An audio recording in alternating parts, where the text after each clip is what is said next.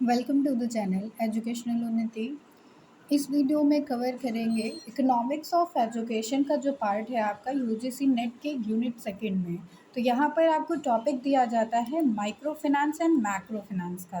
तो economics of education में यहाँ पर माइक्रो फिनेंस और मैक्रो फिनेंस को समझेंगे। माइक्रो फिनेंस जैसा कि नाम से आपको समझ में आ रहा है कि छोटे एरिया की बात की जा रही है, एक स्मॉल अमाउंट की बात की जा रही है। मैक्रो फिनेंस जैसा कि नाम से ही आपको सजेस्ट होता है कि यहाँ पर जो है हम लार्ज एरिया की बात कर रहे हैं, एक ह्यूज अमाउंट की बात कर रहे हैं।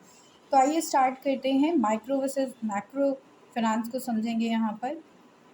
सो फर्स्ट ऑफ ऑल यहाँ पर समझेंगे माइक्रो फिनेंस को। माइक्रो फिनेंस हो जाता है it is an individual based concept to furnish financial services to low finance individuals. यहाँ पर जो फिनेंशियल सर्विसेज होंगी वो एक तो छोटे अमाउंट में होंगी, लो फिनेंस की होंगी, और एक इंडिविजुअल के लिए ही जो है डेडिकेट की जाएंगी। तो यहाँ पर जो माइक्रो फिनेंस है उसमें ऐसी सारी कॉन्सेप्ट्स को या सर्विसेज को हम इन्वॉल्व करेंगे फिनेंस की, जो कि एक स्मॉल अमाउंट में होकर इंडिविजुअल को डिलीवर की जाएंगी। देन माइक्रो फिनेंस जो है मैक्रो फिनेंस में आ जाता है कि यहाँ पर पूरी इकोनॉमी को इफेक्ट पड़ेगा। इनकी जो कॉन्सेप्ट हैं वो पूरी इकोनॉमी पर बेस्ड होते हैं मैक्रो फिनेंस के, और इसमें ऐसी जो है पॉलिसीज़ को फ्रेम किया जाता है, ऐसी सर्विसेज को फ्रेम किया जाता है जो एक लार्ज अमाउंट ऑफ इंडिविजुअल्स को सर्व कर सके। यहाँ पर पब्लिक को सर्व किया जाएगा एक तरीके से, जबकि माइक्रो फिनेंस में हम इंडिविजुअल को सर्व करते हैं।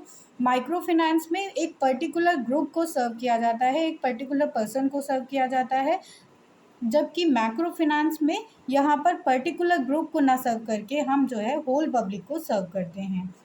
देन सेकेंड यहाँ पर डिफरेंस देखेंगे, माइक्रो फिनेंस जो है वो एक नैरो कॉन्सेप्ट हो जाता है, क्योंकि यहाँ पर हम सिर्फ एक इंडिविजुअल पर ही फोकस कर रहे हैं, उसी को सारी सर्विसेज दे रहे हैं फिनेंस की, यहाँ पर उसी के रिलेटेड जो है यहाँ पर बात की जा रही है। जबकि जो मैक्रो फिनेंस है वो एक तरह से ब्रॉड लेवल पर कॉन्सेप्ट हो जाता है, यहाँ पर वाइड एरिया इसका रहता है, और ये फोकस करता है पूरे नेशन पर। यानी कि जो गवर्नमेंट की पॉलिसीज़ होती हैं जैसे कि यहाँ पर, वो आप मैक्रो फिनेंस में ला सकते हैं। गवर्नमेंट का जो गवर्नेंस है वो आप यहाँ पर ला सकते हैं। तो इस तरह से यहाँ पर जो मैक्रो फिनेंस का कॉन्सेप्ट होगा वो ब्रॉड लेवल पर होगा, और ये जो है एक इंडिविजुअल को ना सर्व करके बल्कि एक पूरे होल नेशन को सर्व करती है। देन थर्ड अगर हम यहाँ पर डिफरेंस समझेंगे तो माइक्रो फिनेंस जो है वो प्रोवाइड करता है माइक्रो फिनेंस कंपनीज़ को, सेल्फ हेल्प ग्रुप्स को, एनजीओज़ को। तो यहाँ पर जितनी भी फिनेंशियल हेल्प प्रोवाइड की जाएगी वो सेल्फ फिनेंसिंग कंपनीज़ को प्रोवाइड की जाएगी, या एनजीओज़ को की जाती है, या सेल्फ हेल्प ग्रुप को की जाती है। इस तरह से यहाँ पर जो माइक्रो फिनेंस है, छोटे जो है स्मॉल अमाउंट ऑफ मनी जो दी जाती है वो पर्टिकुलर ग्रुप्स में ही दी जा रही है। जबकि जो मैक्रो फिनेंस है यहाँ पर एक लार्ज एंटिटी को जो है अमाउंट दिया जाता है, फिनेंशियल हेल्प दी जाती है, जिसमें कि जो है गवर्नमेंट शामिल हो जाती है, या फिर बैंक्स इंस्टीट्यूशंस हैं यहाँ पर, या फिर कोई बिग कॉरपोरेशन हो जाता है जिसको जो है फिनेंसिंग की जाती है। तो इस तरह से जो मैक्रो फिनेंस है वो हेल्पफुल रहेगा यहाँ पर गवर्नमेंट के लिए, बैंक्स के लिए, या फिर बिग कंपनीज़ के लिए यहाँ पे। देन फोर्थ यहाँ पे डिफरेंस देखेंगे अगर, तो money involve in a small amount. Micro finance में जो मनी है वो एक स्मॉल अमाउंट में ही रहेगी, एक छोटे से अमाउंट की यहाँ पर बात की जाती है। जबकि जो माइक्रो फिनेंस है, मैक्रो फिनेंस आ जाता है, इसमें जो मनी है वो लार्ज पोर्शन में डिस्ट्रीब्यूटेड रहेगी, ह्यूज अमाउंट की बात की जाएगी यहाँ पे। देन फिफ्थ यहाँ पर डिफरेंस आ जाता है कि डिफ़ॉल्ट यहाँ पर रिस्क जो है वो ड्यू होता है इंडिविजुअल के लिए। यहाँ पर अगर कोई भी ड्यू होता है, यानी कि अगर किसी भी तरह का लॉस खाया जा रहा है तो वो अफेक्ट करेगा एक इंडिविजुअल को। माइक्रो फाइनेंस में जितना भी रिस्क रहेगा वो एक इंडिविजुअल को ही जो है अफेक्ट करता है। तो यहाँ पर एक इंडिविजुअल को जब इफेक्ट करता है तो हाई इन रिस्क हो जाएगा, क्योंकि जितना भी रिस्क है, जितना भी लॉस है, वो एक इंडिविजुअल ही बियर कर रहा है। तो इसलिए यहाँ पर रिस्क ज़्यादा हो जाता है, अमाउंट में नहीं ज़्यादा होगा पर एक इंडिविजुअल को जो है बियर करना पड़ता है, इसलिए वो उसके लिए हैक्टिक हो जाता है यहाँ पे। जबकि जो मैक्रो फिनेंस है इसमें रिस्क जो है वो एक लार्ज ग्रुप पर जो है डिवाइड होता है। जैसे गवर्नमेंट पर किसी भी तरह का लॉस आया है तो वो हर एक पब्लिक पर आपको नज़र आएगा, तो उसकी जो अमाउंट है, उसका जो क्वांटिटी है वो कम हो जाता है यहाँ पर, क्योंकि वो होल सोल पब्लिक को जो है अफेक्ट कर रहा है। तो इस तरह से यहाँ पर रिस्क के बेसिस पर डिफरेंस हो गया। देन नेक्स्ट यहाँ पर हो जाता है कि माइक्रो फिनेंस जो है वो डायरेक्टली इफ़ेक्ट करता है इंडिविजुअल को, क्योंकि यहाँ पर इंडिविजुअल डायरेक्टली इन्वॉल्व होता है, छोटे बजट का ये जो है फिनेंस होता है। तो इसलिए इसमें जितने भी रिस्क हैं, इनकम है, एक्सपेंडिचर है, उससे एक इंडिविजुअल डायरेक्टली इफ़ेक्ट होगा। जबकि जो मैक्रो फिनेंस होता है वो डायरेक्टली इफ़ेक्ट करता है हमारी इकोनॉमी पर। तो यहाँ पर इकोनॉमी जो है इससे अफेक्टेड होगी, एक कंट्री की, एक जो है देश की जो इकोनॉमी है वो इससे डायरेक्टली इफ़ेक्ट होती है, उसमें रहने वाली पब्लिक इससे डायरेक्टली इफ़ेक्ट होती है, ना कि एक इंडिविजुअल। तो यहाँ पर जो रिस्क होता है वो सब में डिस्ट्रीब्यूट हो जाता है, इसलिए जो है किसी एक पर प्रेशर नहीं रहता है।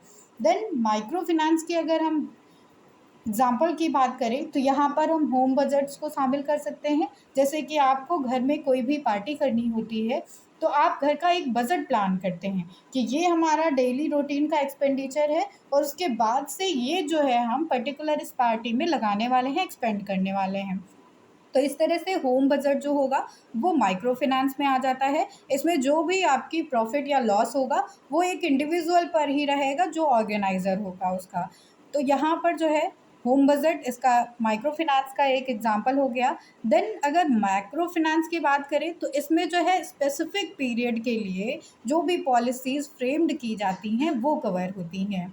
तो यहाँ पर पॉलिसीज़ जो होंगी उनका एक स्पेसिफिक टाइम ऑफ पीरियड होता है, ये 2 साल 3 साल के लिए भी हो सकती हैं। जैसे कि देखिए यहाँ पर गवर्नमेंट कोई भी स्कीम लाती है, जैसे कि सर्व शिक्षा अभियान है या मिड डे मील है यहाँ पर, तो इन पे जो है गवर्नमेंट जो एक्सपेंडिचर करती है तो उसको पता होता है कि ये स्कीम का टाइम ऑफ पीरियड इतना रहने वाला है। जैसे कि NEPs आई यहाँ पर, नेशनल एजुकेशन पॉलिसीज़ आई, तो चाहे वो 1968 की हो, चाहे 1986 की हो, या फिर 2020 की हो, तो यहाँ पर सेट ऑफ टाइम पीरियड रहता था कि इतने ही टाइम के लिए ये जो है एक्सपेंड की जाएगी, लागू की जाएगी यहाँ पे।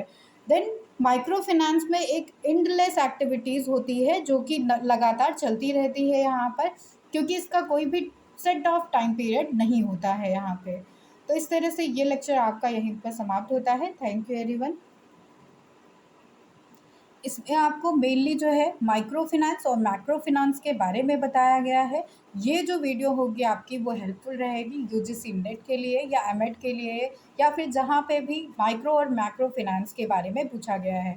तो इससे आप जो है माइक्रो फाइनेंस को भी लिख सकते हैं इंडिविजुअल बेसिस पर, और मैक्रो फाइनेंस को भी लिख सकते हैं, उसके साथ साथ जो है डिफरेंस भी यहाँ पर दिखा दे सकते हैं।